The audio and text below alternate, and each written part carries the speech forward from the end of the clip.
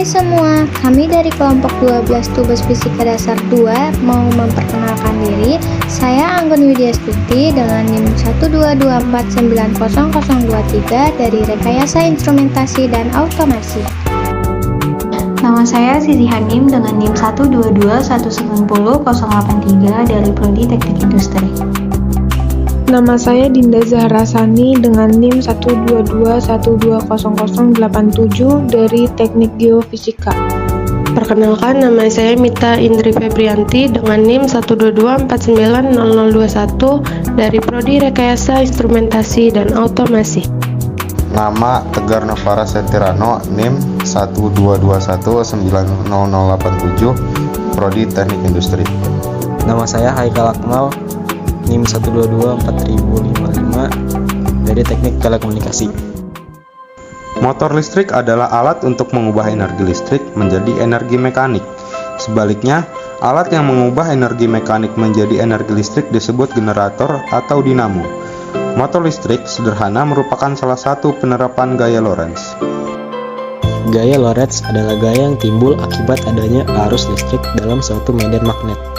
Jadi jika kita memiliki suatu benda konduktor yang berada di dalam medan magnet, kemudian kita aliri benda tersebut dengan arus listrik, maka akan timbul suatu gaya yang mampu menggerakkan benda tersebut.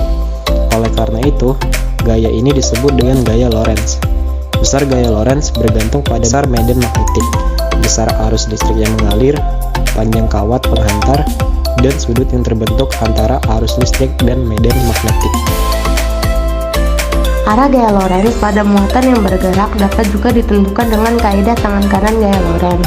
Ibu jari menunjukkan arah gaya Lorentz, jari telunjuk menunjukkan arah medan magnet, dan jari tengah menunjukkan arah medan listrik.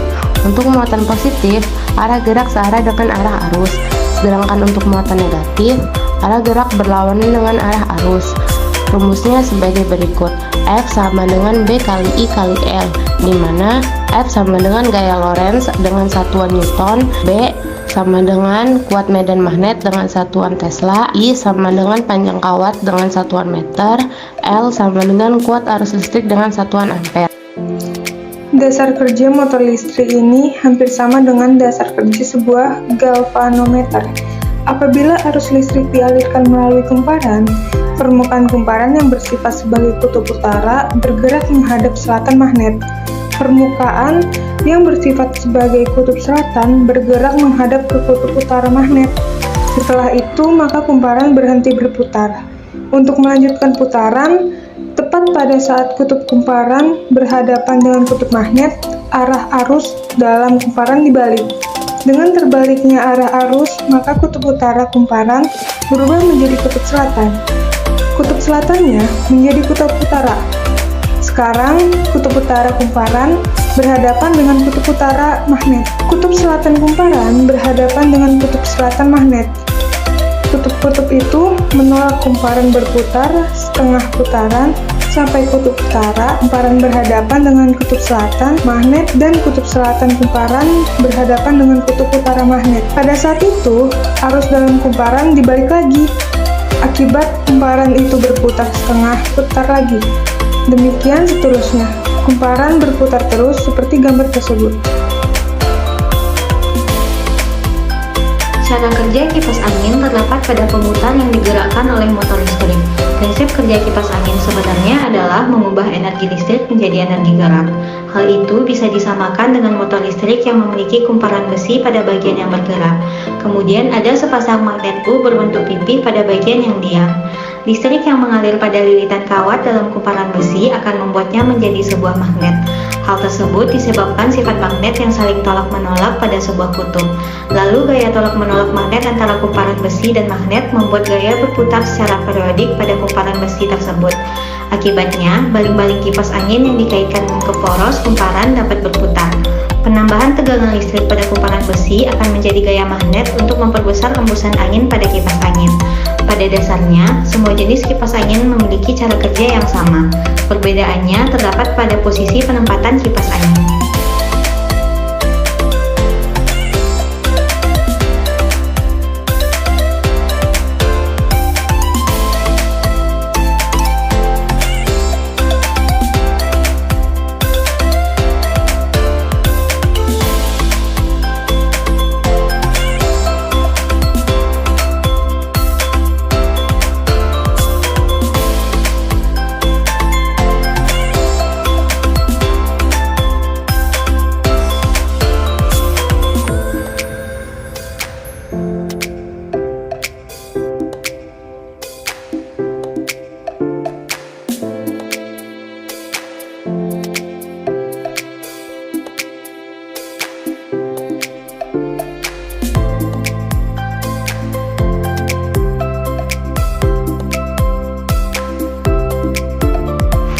Berikut ini kelebihan dan kekurangan kipas angin sederhana.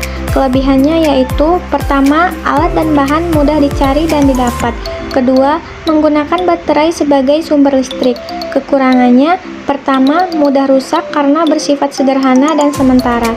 Kedua, tidak menghasilkan angin yang besar. Berikut merupakan bagian dari kesimpulan. Dari penelitian yang telah dilakukan, diketahui bahwa prinsip motor listrik dapat diterapkan pada kipas angin sederhana. Motor listrik adalah suatu mesin yang dapat mengubah energi listrik menjadi energi mekanik. Suatu motor listrik akan membutuhkan magnet untuk dapat bergerak. Peletakan magnet pada kumparan akan mempengaruhi fluks dan gaya gerak listrik atau GGL induksi pada kumparan. Pengaliran arus pada kumparan lilitan kawat motor akan menghasilkan gaya Lorentz, yaitu gaya Lorentz atau F, medan magnet B, arus I, panjang kawat L yang dapat dirumuskan dengan persamaan berikut. F sama dengan L dikali I kali B kali sin theta. Pada dasarnya, kipas angin bekerja dengan memutar baling-baling yang digerakkan oleh motor listrik.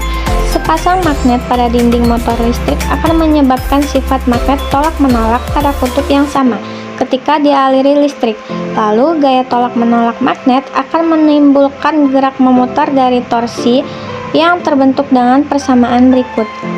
Torsi sama dengan Fs sama dengan L dikali I dikali B dikali sin theta.